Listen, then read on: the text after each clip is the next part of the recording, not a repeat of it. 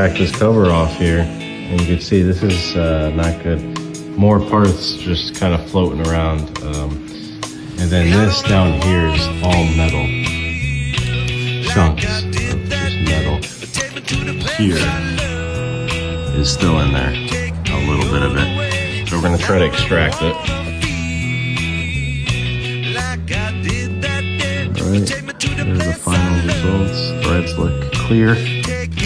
So let's double check the threads.